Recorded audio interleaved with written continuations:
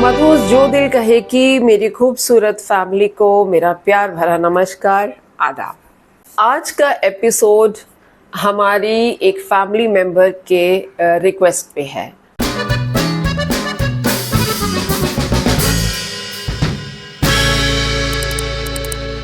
Night of hearts, पहले तो माफ़ी चाहूँगी, बहुत समय हो गया आपने ये रिक्वेस्ट दी हुई थी, लेकिन मैं ये देख ही नहीं पा रही थी और अब जाके ख़त्म किया और सोचा कि आपके साथ में इसका रिव्यू शेयर कर दें।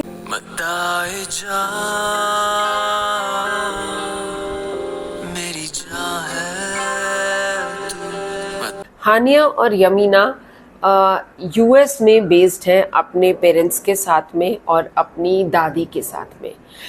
बेसिकली वो बिलोंग तो पाकिस्तान को करते हैं, लेकिन काफ़ी सालों से मतलब उनका बचपन पूरा जो है वो वहीं पे निकला है। बड़ी बहन है यमीना, उसकी शादी हो गई है और जो छोटी बहन है वो अभी पढ़ाई कर रही है, हानिया।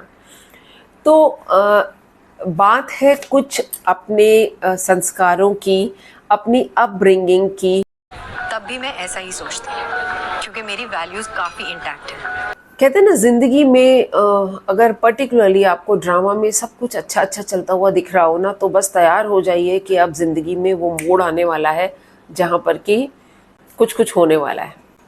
कुछ ऐसा ही होता है हानिया और यमीना की ज़िंदगी में, जब उनके पेरेंट्स की सडनली डेथ हो जाती है। इस बच्ची को, जो कि अनमैरिड है, हानिया, इसको अपनी पेरेंट्स का घर छोड़ना पड़ता है और वो अपनी दादी के घर में शिफ्ट हो जाती है। दादी के घर शिफ्ट होने पर उसकी मुलाकात होती है एक पाकिस्तान से रिसेंटली आए हुए लड़के से, जो उसी कॉलेज में पढ़ रहा है जहाँ पे हानिया भी पढ़ रही है। Hi, how are you? Good, how are you? क्या पढ़ रही? धीरे धीरे बातों में, मुलाकातों में दोनों में हो जाता है प्यार। अब ट्रायंगल तो बनना है ना, वरना ये एक दो एपिसोड्स में कहानी ख़त्म ना हो जाए।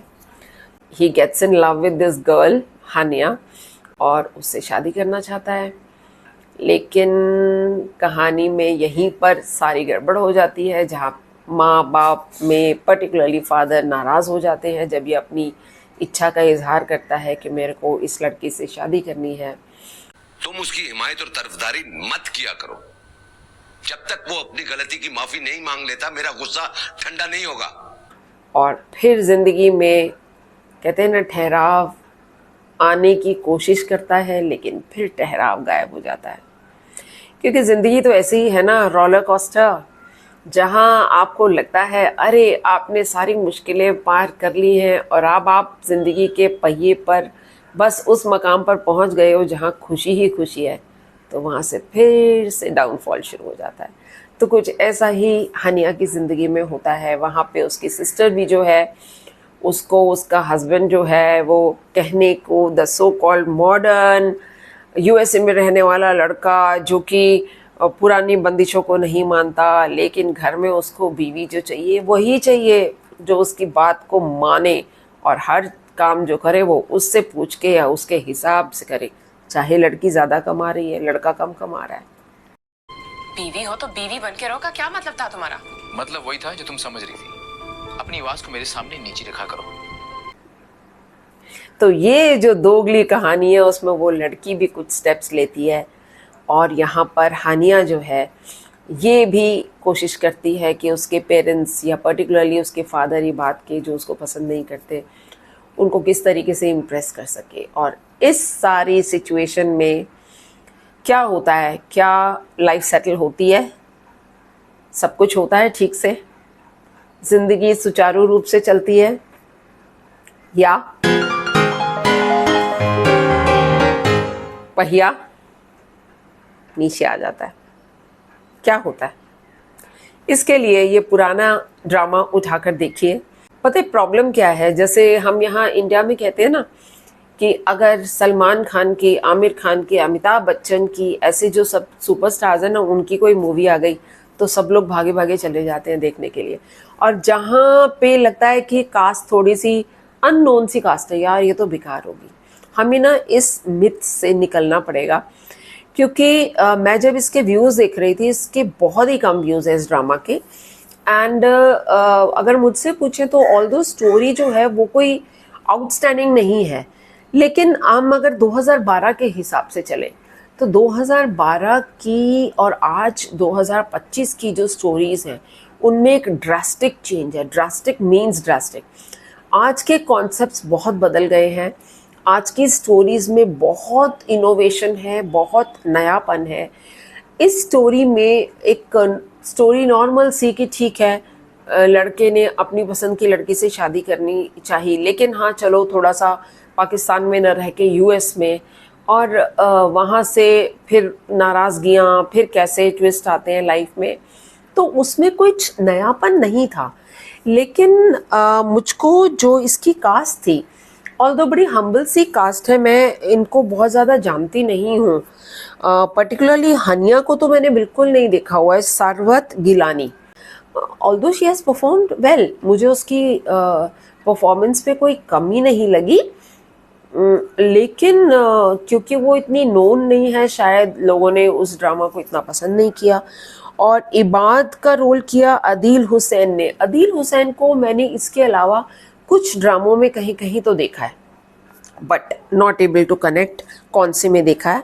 एंड जो यमीना बनी है वो तो अपनी सनम सईद है। सनम सईद तो भैया बहुत ही नोन है, लेकिन इस पर्टिकुलर ड्रामा में सनम सईद का जो रोल था वो थोड़ा सा सेकेंडरी था। It wasn't the main role. Main जो था वो हनिया का था। कहानी हनिया के आसपास घूम रही थी। हनिया क्यों बोला, हानिया, हानिया कहना चाहिए। मेरी ना प्रोनाउंसिएशन में थोड़ी गड़बड़ हो जाती है, नामों में पर्टिकुलरली। सनम सईद के रोल में एक चीज़ बहुत अच्छी लगी कि जहाँ पर कहते हैं ना अति हो गई, पहले हस्बैंड के नखरों पे, उसकी ज़्यादतियों पे सकम किया, लेकिन जहाँ लगा कि now he is crossing his lines, तो वहाँ पर उस आदमी को शटअप कैसे करना है, ये सनम सईद के रोल को जो यमीना के कैरेक्टर में थी, मुझे अच्छा लगा। बड़े डबल स्टैंडर्ड्स है तुम्हारे एडम, वरना तो बहुत वेस्टर्न और लिबरल बनते हो, लेकिन अंदर से तुम बिल्कुल ऐसे नहीं हो। कि this is the way a girl should be, कि जहां स्टैंड लेना है लेना है।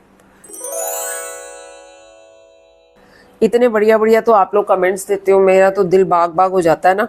एक फर्जी इंसान नाम उन्होंने रखा हुआ है, फर्जी इंसान। तो मुझे कहते हैं थैंक यू मैडम, आपने मेरा पिन किया। किस लिए पिन किया वो समझ नहीं पाते। भाई मुझे अच्छा लगा इसलिए पिन किया।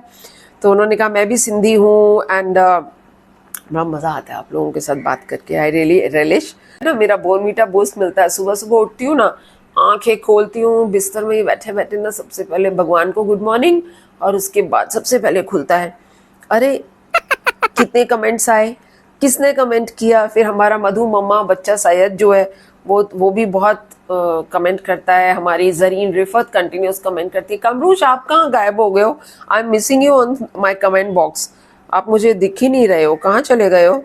अभी औरत नगर @औरत नगर ने भी thank you so much Madhu ji, it's amazing how you observe and understand every small detail, amazing. ये जो मैंने बोला उस दिन कि हमें एक्टिंग नहीं चाहिए, हमको किरदार में ढलना चाहिए, तो मुमताज़ शेख ने भी इसके ऊपर मेरे को थम्स अप किया कि yes I also agree with you.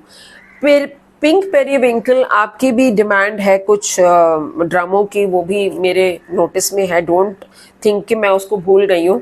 बाकायदा मेरे पास ये देखिए, ये देख रहे हैं, ये देखिए, ये सब स्लिप्स बनी हुई हैं और सबके ऊपर नाम लिखा है कि कौन कौन, आप लोग जो बोलते जाते हैं ना, उन सबकी यहाँ पे नाम, कौन किसने रिक्वेस्ट किया है और कौन सा किया है, ये मैं लिखती चली जाती हूँ। हम कहाँ के सच्चे थे, Tasneem Kanchawala, then affectionate birthday cake, ये तो यमुना फैन है, उन्होंने बहुत सारी मेरे को यमुना की निकाल के दी हैं। टोपा टाकेश सिंह, इन्होंने दास्तान की रिक्वेस्ट की है। तो ये सारे मेरे पन्ने खुले हुए हैं, मैंने सबके लिए एक एक पेज असाइन किया हुआ है और सब देखूंगी, लेकिन थोड़ा समय लगेगा। और माय लिटिल बेबी मूसा सैयद, आपने इश्क जलेबी की फरमाइश की है। इश्क जलेबी अभी मैंने देखना शुरू नहीं किया, बट हाँ मैं देखूंगी, 1-2 हफ्ते लगेंगे।